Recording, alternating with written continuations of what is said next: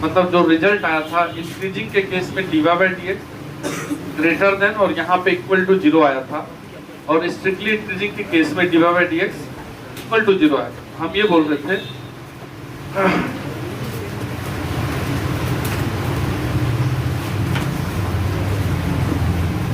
क्या हुआ, strictly increasing के केस में dy by dx greater then 0 आया था। हम ये समझा रहे थे स्ट्रिक्टली इंक्रीजिंग के केस में यहाँ इक्वल टू लग सकता है, तो यही बताए थे ना कि स्ट्रिक्टली इंक्रीजिंग के केस में फंक्शन का dy बाई dx किसी एक पॉइंट पे, मतलब किसी पर्टिकुलर पॉइंट पे 0 हो सकता है। मतलब फॉर बात मत करो, बात करने के लिए तो बीच बीच में देते हैं ना, जितना अच्छा एकदम। फॉर स्ट्रिक्टली इंक्रीजिंग फंक्शन जो dy बाई dx होता है वो greater than and equal to 0 दोनों हो सकता है। तो कैसे, यही समझाना था आपको, और थोड़ा सा बता भी दिए थे। क्या बता दिए थे कि अगर y equal to x cube का हम ले लें ग्राफ, तो y equal to x cube एक स्ट्रिक्टली इंक्रीजिंग फंक्शन है। ये ग्राफ होता है, ये कहीं नहीं रुकता है, मतलब सीधा बढ़ते बढ़ते जा रहा है। लेकिन अगर इसका डिफरेंशिएशन हम देखें, dy बाई dx निकालें, तो dy बाई dx क्या निकल रहा है 3x², और इसमें x इक्वल टू 0 रखें अगर, तो dy बाई dx 0 हो रहा है कि नहीं हो रहा है। मतलब इस पॉइंट पे x इक्वल टू 0 पे एक्स क्यूब के केस में dy बाई dx 0 हो रहा है, लेकिन वहां पे फंक्शन का नेचर कैसा है, स्ट्रिक्टली इंक्रीजिंग, रुक नहीं रहा है। समझ रहे कि बात, मतलब एक्स क्यूब का डिफरेंशिएशन इस पॉइंट पे 0 हो रहा है, लेकिन फिर भी फंक्शन वहां स्ट्रिक्टली इंक्रीज कर रहा है। तो इसका मतलब ये होता है कि लगातार 0 नहीं होना चाहिए। अगर यही एक्स क्यूब का ग्राफ ऐसा होता और यहाँ रुक जाता थोड़ी देर के लिए, कांस्टेंट हो जाता, फिर ऐसा बढ़ता, तो ये स्ट्रिक्टली इंक्रीजिंग का केस नहीं बनता। मतलब dy बाई dx इतना देर के लिए 0 हो जाएगा, समझ रहे बात, इस लंबाई के लिए 0 हो जाएगा। तो क्या ध्यान देना है स्ट्रिक्टली इंक्रीजिंग के केस में, dy बाई dx जो 0 हो रहा है वो किसी पॉइंट पे हो सकता है, लेकिन किसी इंटरवल के लिए नहीं हो सकता। ये ध्यान देना, ठीक है। तो लिखिए थोड़ा सा, ये एग्जाम्पल का फोटो बना करके तब लिखना है। इसको फोटो बना लीजिए, जैसा जैसा लिखा हुआ है वैसा वैसा लिख के फिर इसको लिखवाते हैं। ये वाला फोटो बना लिए थे कल, चलो तो लिखो, देखिए fx may be, लिखिए fx may be strictly increasing or strictly decreasing, strictly increasing or strictly decreasing. fx may be strictly increasing or strictly decreasing at those points where, ठीक है, where f dash x that is dy by dx, differentiation को ही dash बोलते हैं, f dash x that is dy by dx is equal to 0। Question में मतलब यहाँ पे क्या लिखा हुआ है, हम तुमको फोटो बना के शुरू में समझाए कि अगर फंक्शन इंक्रीजिंग है तो dy बाई dx उसमें 0 हो रहा था बीच में, अगर स्ट्रिक्टली इंक्रीजिंग है तो dy बाई dx सीधा सीधा 0 से बड़ा हो रहा था। लेकिन किसी पॉइंट पे dy बाई dx 0 है तो वहां भी स्ट्रिक्टली इंक्रीजिंग हो सकता है। वही लिखा हुआ है, यहाँ क्या लिखा हुआ है कि फंक्शन में भी स्ट्रिक्टली इंक्रीजिंग और decreasing at those points where fx is equal to 0, ऐसा भी हो सकता है। समझ रहे कि नहीं। एग्जाम्पल के लिए क्या करोगे, फॉर एग्जाम्पल के लिए y equal to x cube, ये एग्जाम्पल है इसका, ठीक है। इसके नीचे लिख लो, इतना लिखने के बाद, एग्जाम्पल लिखने के बाद एक्स क्यूब का फोटो तो यहाँ बगल में बना हुआ है, कल भी बना दिए थे, समझ रहे हो ना बात, ठीक है। लिखो एट ऑल सच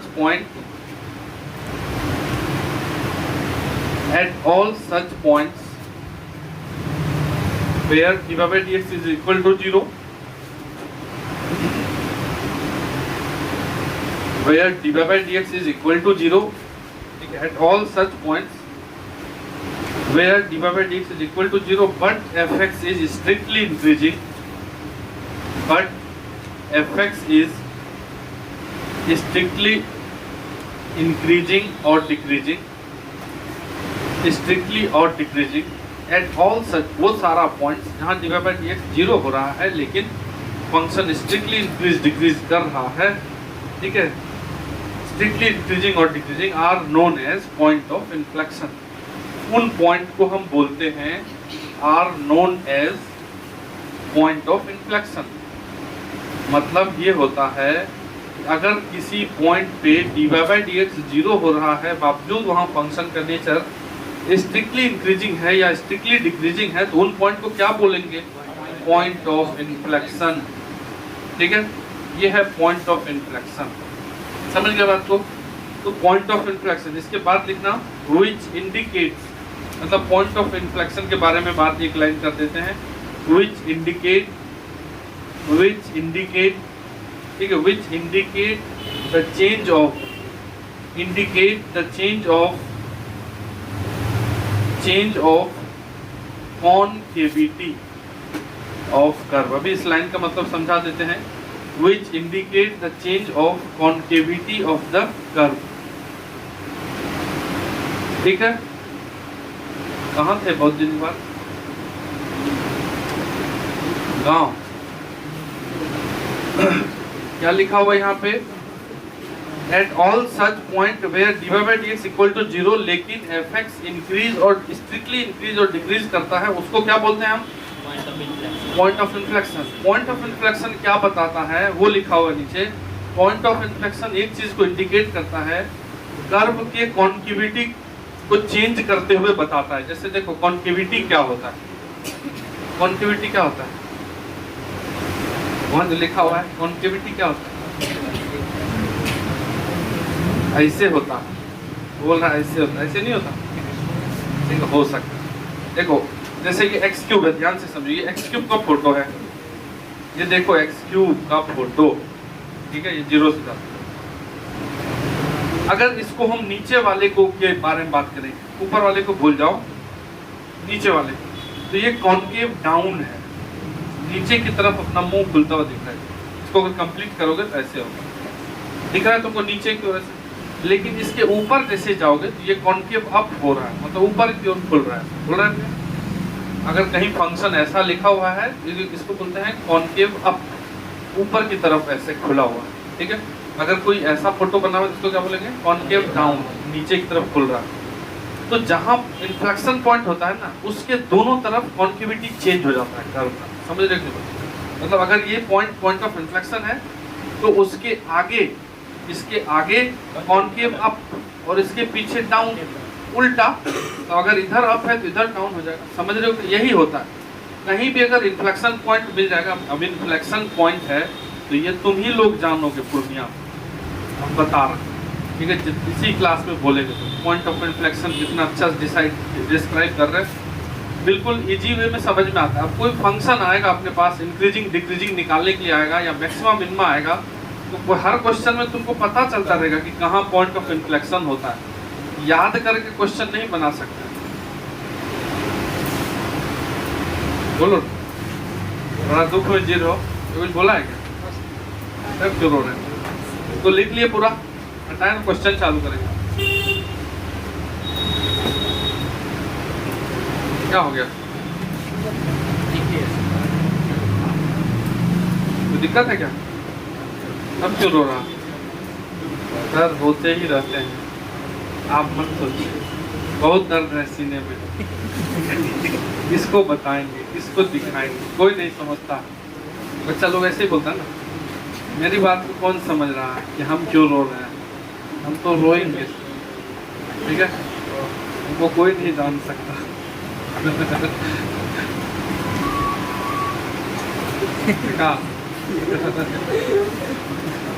गाना कौन सा बजा दिया?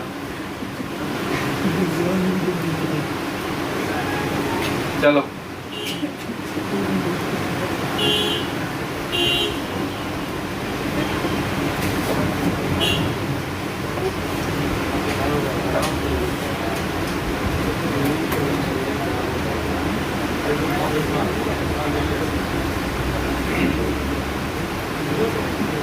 अब क्वेश्चन हेडिंग दे दो तुम एक ही बार। साइन स्कीम शुरू दिन बताए थे, जिस दिन कोई नहीं आया था, 8-10 लोग आया था, शायद 15 लोग। एक दिन बारिश हो रही थी जिस दिन शुरू कर रहे थे, तो कुछ लोग आए थे, कुछ लोग बोले थे जाओ नहीं जाएंगे। उस दिन हम थोड़ा साइन स्कीम बता दिए थे। बाकी साइन स्कीम 10th के बाद का चीज़ है, वो 10th क्लास से निकलते ही तुमको बेसिक में पढ़ा देते हैं, तो उसका यूज़ करेंगे हम। पहले हम हेडिंग दे दो एक ही बार में कि find interval of monotonicity. Heading दे दीजिए क्वेश्चन में कि फाइंड इंटरवल ऑफ मोनोटोनिसिटी। ठीक है। अब इंटरवल ऑफ मोनोटोनिसिटी क्या होता है? मतलब कोई फंक्शन तुमको दिया रहेगा तो वो किस इंटरवल में इंक्रीज कर रहा है और किस इंटरवल में डिक्रीज कर रहा है, दोनों बताना है यहाँ। समझ क्या बात? अगर कोई फंक्शन है यहाँ से लेके वहाँ तक खाली इंक्रीज कर रहा है तो हम क्या बोलेंगे? यहाँ से लेके वहाँ तक ये इंक्रीजिंग बिहेवियर है, मतलब मोनोटोनिक बिहेवियर होगा ना, यहाँ से यहाँ तक इंक्रीज खाली। फिर उसके बाद डिक्रीज, तो वो भी बता देंगे वहाँ पे डिक्रीज कर रहा है। अगर मान लो आधा इंक्रीज और आधा डिक्रीज कर रहा है, तो एक ही बार में अगर लिखेंगे तब तो दोनों हो जाएगा, लेकिन नहीं, इंक्रीजिंग का इंटरवल अलग बता दें और डिक्रीजिंग का अलग, तो हो गया इंटरवल ऑफ मोनोटोनिसिटी। किसी को कोई कष्ट है तो बता दें, नहीं है ना? क्वेश्चन लिखते हैं उससे हम समझाते हैं। पहला क्वेश्चन है, क्या हो गया प्रभु जी? तो दिक्कत है तो बोलो। fx इक्वल टू यानी कि y is equal to x square minus 2x minus 1। ये एक फंक्शन है, पूछ रहा है कि ये कहाँ इंक्रीज कर रहा है और कहाँ डिक्रीज कर रहा है, बस इतना ही पूछ रहा है। इंटरवल बताना है जहाँ इंक्रीजिंग हो रहा है, जहाँ। इसके लिए हम क्या करेंगे? इंक्रीजिंग डिक्रीजिंग को कौन बताता है, इसको देख के डिसाइड करेंगे। डी बाई डी एक्स, जहाँ D by D x positive होगा वहाँ फंक्शन इंक्रीजिंग। तो सबसे पहले दिए हुए क्वेश्चन को डिफरेंशिएट कर दीजिए और डी बाई डी एक्स निकाल दीजिए। 2x माइनस 2, बोलो क्या दिक्कत? ठीक, D by D X is equal to 2 into x minus 1। बोलिए यहाँ किसी को कष्ट है कि नहीं?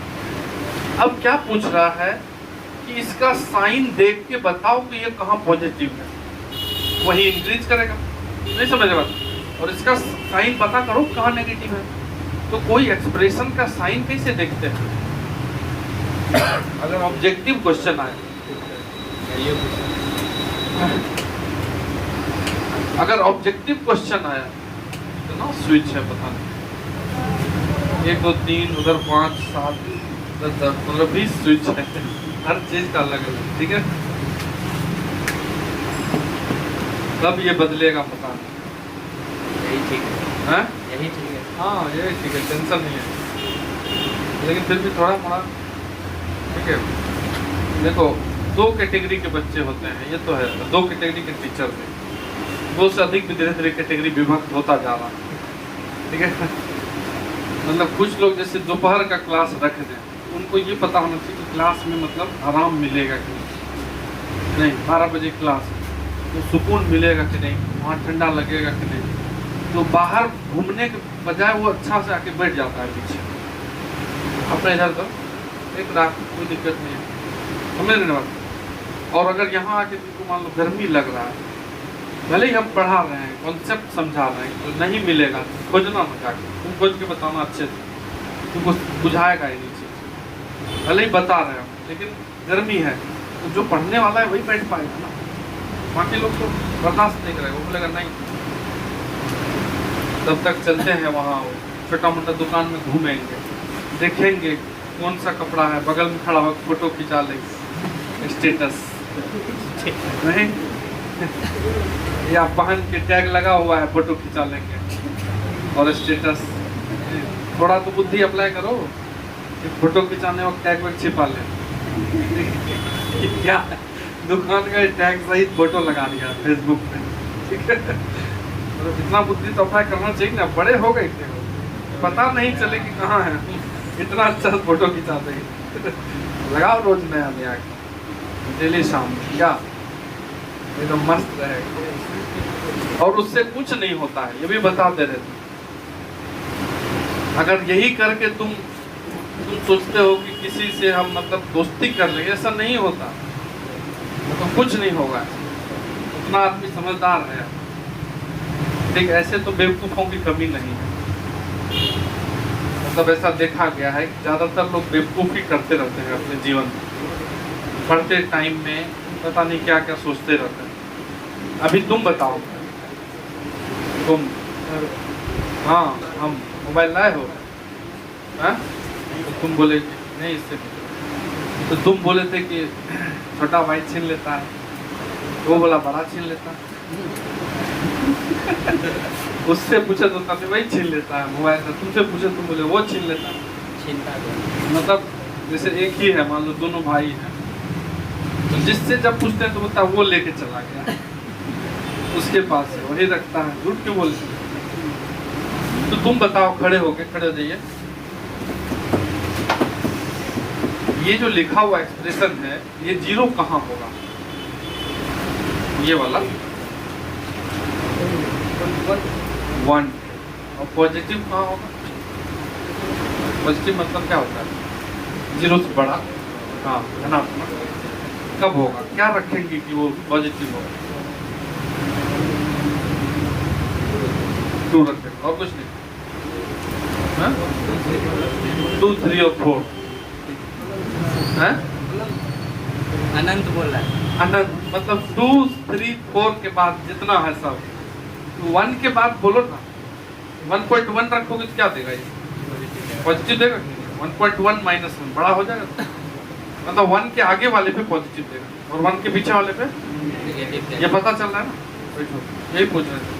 मतलब हम तो साइन स्कीम से बनाएंगे, ऐसे यहाँ पता चल रहा है कि 1 के बाद ये पॉजिटिव होगा और 1 के पहले नेगेटिव होगा। मतलब function is increasing in 1 to infinity और डिक्रीजिंग इन अगर माइनस इन्फिनिटी से 1। तो ये एकदम सबसे आसान वाला क्वेश्चन है जो बिहार बोर्ड में आएगा। ये लिखा हुआ रहेगा और पूछेगा कि कहाँ इंक्रीजिंग है, 4 ऑप्शन दिया रहेगा और बच्चा बोलेगा बहुत टफ पूछा, इंक्रीजिंग पूछा है, ठीक है। उसको विश्वास नहीं होगा, इतना आसान है ये। अगर इसको जीरो देखे कहाँ है तो कहाँ आएगा? 1 आएगा कि नहीं आएगा? 1 के आगे इसका साइन प्लस होगा और तुम रख के भी चेक कर सकते हो, 1 के आगे वाला कुछ रख दो। इसको कैसे निकाले थे हम? x का कोफिशिएंट देखते हैं और x का कोफिशिएंट अगर पॉजिटिव होता है तो राइट साइड में साइन पॉजिटिव होता है और लेफ्ट साइड में उसका उल्टा हो। और जैसे मन में डाउट हो तो रख के चेक कर लो, 1 के आगे वाला कोई नंबर रख लो 1 के। तो फंक्शन का जो नेचर होगा इस फंक्शन का, वो 1 से पहले डिक्रीजिंग होगा। ऐसा फोटो नहीं है, ये नेचर बता रहा। और 1 के बाद ये नेचर होगा इस फंक्शन का। ये एक क्वाड्रेटिक फंक्शन है, ये फंक्शन 1 के इधर डिक्रीज करेगा और 1 के बाद इंक्रीज करेगा। तो इंटरवल जो लिखोगे वो ये लिखोगे, जो अपना fx है, fx इज इंक्रीजिंग, ऐसे लिखेंगे। इन कहाँ इंक्रीज कर रहा है? 1 के बाद, तो 1 to infinity, ठीक है। 1 को शामिल क्यों किए सर आप? क्लोज क्यों लिखे? इंफिनिटी तो हमेशा ओपन में रहता है, जैसा छोटा ब्रैकेट। 1 को शामिल इसीलिए किए क्योंकि इस 1 पॉइंट पे डिफरेंशिएशन 0 हो रहा है, लेकिन किसी एक ही पॉइंट पे हो रहा है ना 1, इसलिए उसको इंक्लूड कर दिए। समझ लो ना बात? और फंक्शन इज डिक्रीजिंग, डिक्रीजिंग कहाँ कर रहा है? इधर, इधर होगा माइनस इन्फिनिटी से कहाँ तक? 1 तक। 1 को उसमें भी शामिल कर लेंगे। जैसे कोई फंक्शन है, इधर डिक्रीज करते करते इस पॉइंट तक आया, फिर यहाँ से इंक्रीज कर दिया, इसको हम डिक्रीजिंग वाले में भी रख दिए और इंक्रीजिंग वाले में भी रख दिए, कोई दिक्कत नहीं। समझ रहे? तो हमेशा इस टाइप से आंसर लिखेंगे। जैसे ही कोई फंक्शन आएगा उसका बनाएंगे डिफरेंशिएशन, और मेरा मेन टारगेट यही रहेगा कि वो डिफरेंशिएशन किया हुआ फंक्शन कहाँ पॉजिटिव है कहाँ नेगेटिव है, उतना ही देखना है, लिख देंगे। पहले इसको लिख लीजिए, अब हम करवाते हैं क्वेश्चन।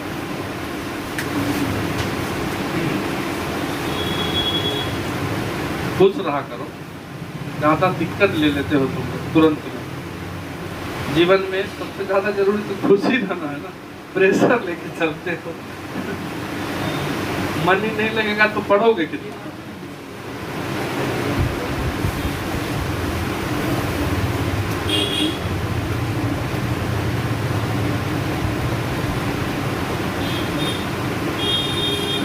बोलो हर्षित। धोनी वाला है हेयर स्टाइल, धोनी से भी बड़ा हो गया नहीं। रोशन का आजकल देखते छिपा रहता है, क्या बात है? तो कुछ बोला है क्या? चलो अगला बनाओ तो, क्वेश्चन लिखो ना।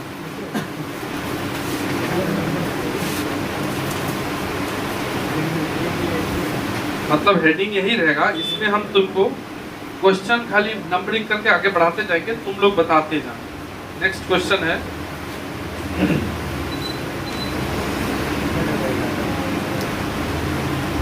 y इक्वल टू, ये बदल देते हैं, y इक्वल टू क्या लिखा हुआ है, -2x³ -2x³ -9x² और -12x + 1।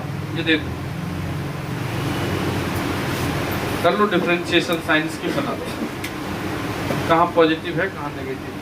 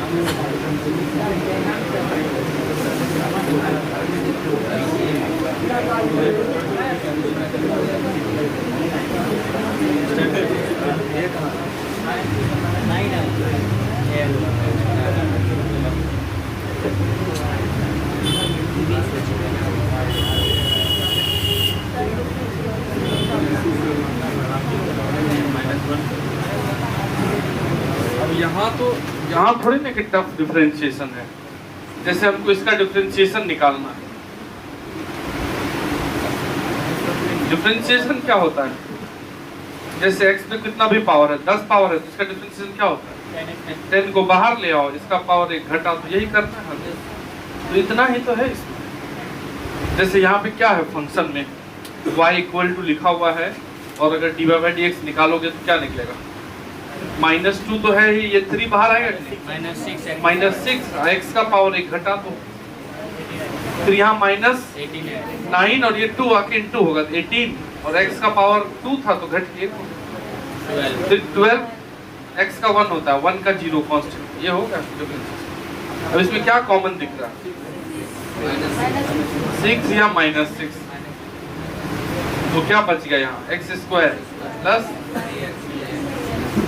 उसका फैक्टर नहीं आता तुमको, आता dy/dx इक्वल टू क्या निकला, -6 इसको कैसे सॉल्व करोगे? x+1 और x+2 फैक्टर निकालना ना। अब ये जो अपना dy/dx है इसको ऐसे घेर के एग्जाम में दिखा देना है कि अपना dy/dx यही आया है। इसके बाद इसका साइन देखोगे। साइन देखने के लिए वो पॉइंट जहां ये 0 हो रहा है, कहां 0 हो रहा है? -1 पे और -2। इसको 0 करोगे तो -1 आएगा कि नहीं आएगा? वहां से -2 आएगा। तो कौन पहले लिखेंगे? -2 उल्टा लिख देना। -1 बड़ा होता है -2। अब तुम बताओ कि इधर से साइन कैसा लिखें, प्लस या माइनस? माइनस, क्योंकि ये माइनस बाहर लगा हुआ है। जब तुम x को इंटू करोगे तो x² के बाहर ये माइनस जाएगा कि नहीं जाएगा? तो x² मतलब एक्सप्रेशन में जो हाईएस्ट पावर ऑफ x है उसका कोफिशिएंट देखो, माइनस है। माइनस से शुरू, प्लस माइनस। समझ रहे ना बात को? फंक्शन का नेचर इधर डिक्रीजिंग, इंक्रीजिंग, डिक्रीजिंग।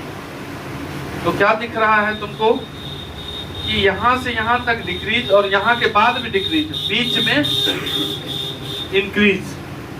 तो लिख देंगे आंसर में कि fx कहां डिक्रीज कर रहा है और कहां इंक्रीज कर रहा है। क्या लिखोगे बताओ जरा?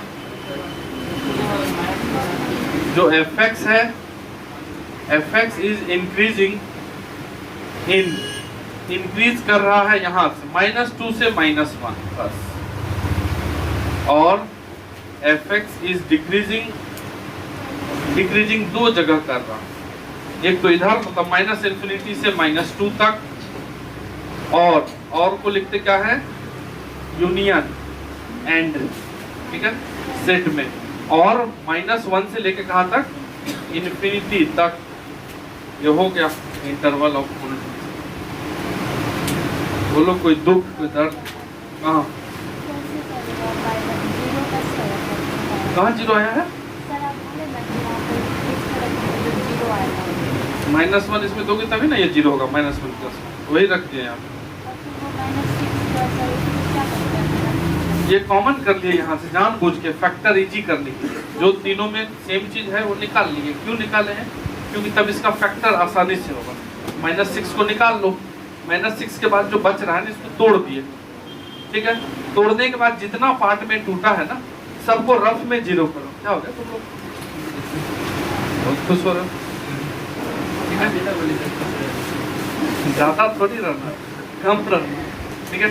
जितना भी फैक्टर होगा ना सबको 0 करके x निकालना है। इसको 0 कर लो, रफ में 0 कर दिया करो ऐसे। यहाँ से x निकाल लो, उसको रख देना है। यहाँ से भी 0 करके रख देना, जो बड़ा होगा उसको बाद में रख देना। और इसका साइन जानने के लिए जो एक्सप्रेशन में हाईएस्ट पावर ऑफ x होता है, हाईएस्ट मतलब क्या होता है? इसमें इस एक्सप्रेशन में सबसे ज्यादा तो यही है ना x का पावर। उसी के साथ नेगेटिव है कि पॉजिटिव, यही देखना है। नेगेटिव है इसलिए नेगेटिव से शुरू किया। यहाँ +6 होता तो पॉजिटिव से शुरू कर देना। यही काम है, हर क्वेश्चन में एक ही काम है।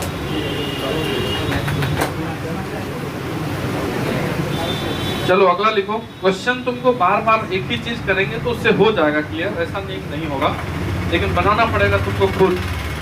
अगला क्वेश्चन में लिखिए y इक्वल टू, यहाँ पे y equal to x³/3 -5x²/2 + 6x+7। ये देखो नया फंक्शन, कहाँ इंक्रीज कहाँ डिक्रीज, डिफरेंशिएट कर दो बस।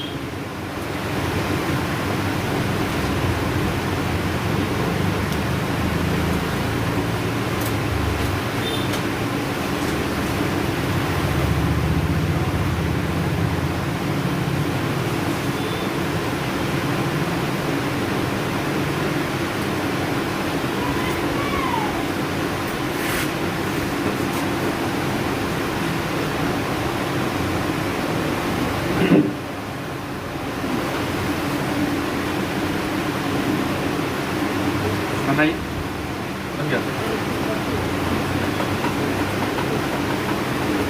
ये तो सबसे आसान हो गया, मतलब इससे आसान तो हमको नहीं लगता, ये आसानी करने के लिए दिया गया।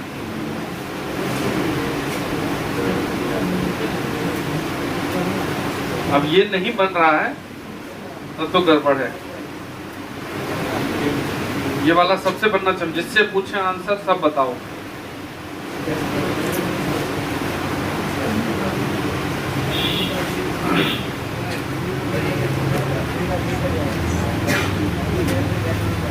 हद है, तुम पूरा गलत लिख रहे हो। ये डिवाइड बाय dx क्या होगा? x क्यूब का डिफरेंशिएशन क्या होगा? 3x स्क्वायर, नीचे 3 है, माइनस 5x स्क्वायर का क्या होगा? 2 इधर आएगा तो 10x बाई 2 प्लस 6, ये 3 कट जाएगा, ये 2 से 5, तो अपना डिवाइड बाय dx क्या आ गया बताओ? x square minus 5x plus 6। अब ये एक ऐसा क्वाड्रेटिक है जिसको सबसे ज्यादा देखते रहते हैं, ये है x माइनस 2x माइनस, इसका फैक्टर। तो इसका साइन देखना है तो कितना जल्दी देखेंगे, यहाँ से क्या आएगा? 2 3, इधर पॉजिटिव, क्योंकि एक्स स्क्वायर के बाहर क्या लगा हुआ? Plus, negative, positive. अब बताओ जरा, इंक्रीजिंग डिक्रीजिंग, तो क्या लिखोगे? F x is increasing. कहाँ इंक्रीज कर रहा है बताओ जरा, माइनस इन्फिनिटी से लेके 2 तक, तो F x is increasing in minus infinity से 2 इंफिनिटी, और माइनस इन्फिनिटी को ओपन लिखेंगे, स्मॉल ब्रैकेट। एंड इधर भी इंक्रीज कर रहा है कि नहीं? 3 से इन्फिनिटी, तो 3 से इन्फिनिटी लिख दो। और डिक्रीज कहाँ कर रहा? बीच में, 2 से 3। बताओ जरा, किसी को है तो इसमें नहीं समझ रहे हो तो बोलो, 3-4 बार और बता देंगे। नहीं समझ रहे हो क्या? समझ रहे ना? चलो तो अगला लिख।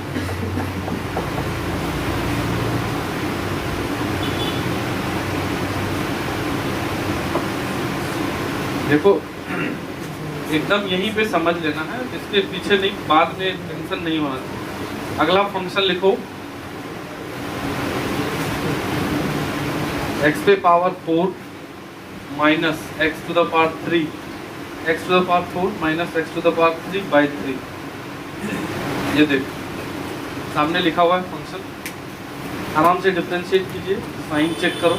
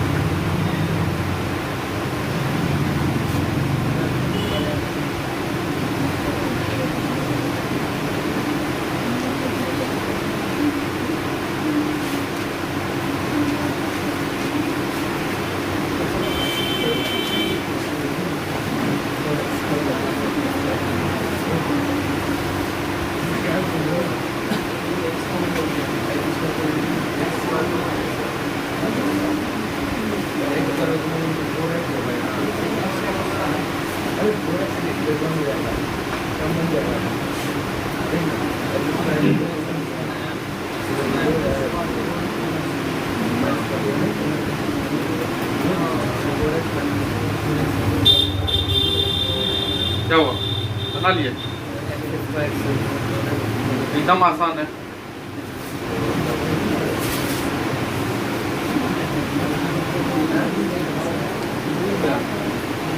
डिफरेंशिएशन क्या होगा इसका? 4x क्यूब, पावर बाहर आया, माइनस उसका हो जाएगा 3 बाहर, और ये कट गया। डिवाइड बाय dx जो आया वो क्या आया? 4x cube minus x square. यहाँ से क्या कॉमन हो रहा है? एक्स स्क्वायर को कर लो कॉमन, बचेगा 4x माइनस 1। तो फैक्टर 2 है, 1 2।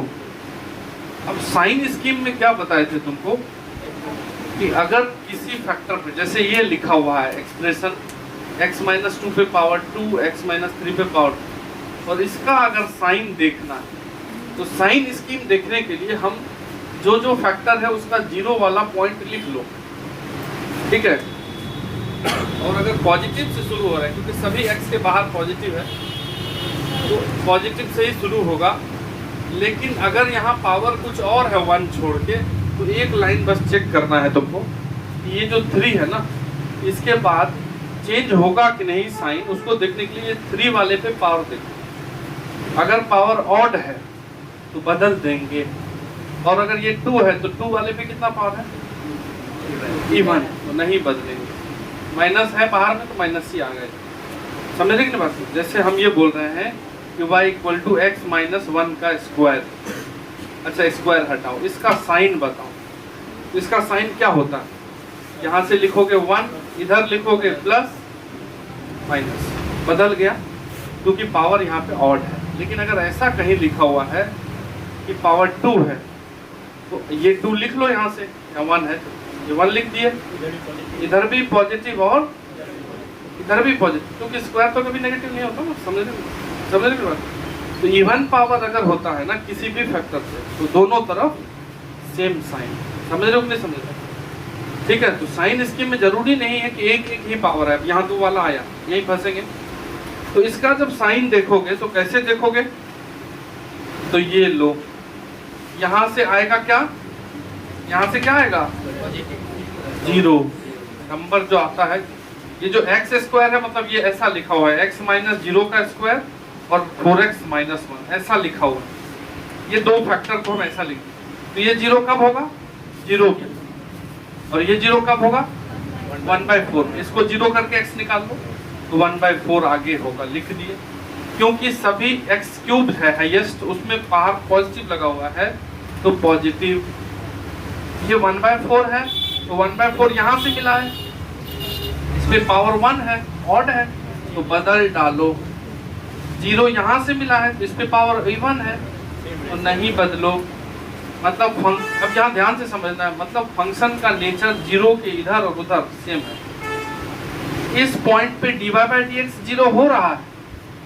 देखो ध्यान से, ये dy/dx निकला है। अगर इसमें तुम 0 रखोगे तो पूरा 0 कर देगा, क्यों?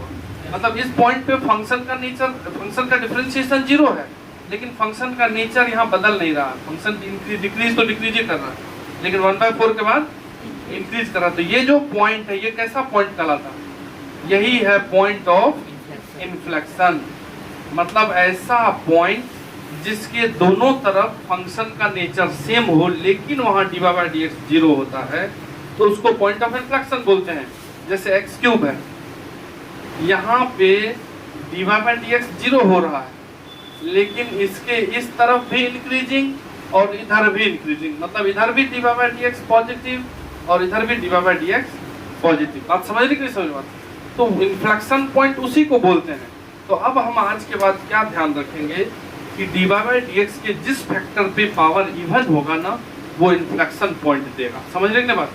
और जैसे यहाँ मान लो और भी एक फैक्टर आता, तो ऑड पावर होगा तो वहाँ चेंज करेगा नेचर, लेकिन अगर इवन पावर होगा तो चेंज नहीं करेगा, वो इन्फ्लेक्शन पॉइंट देगा।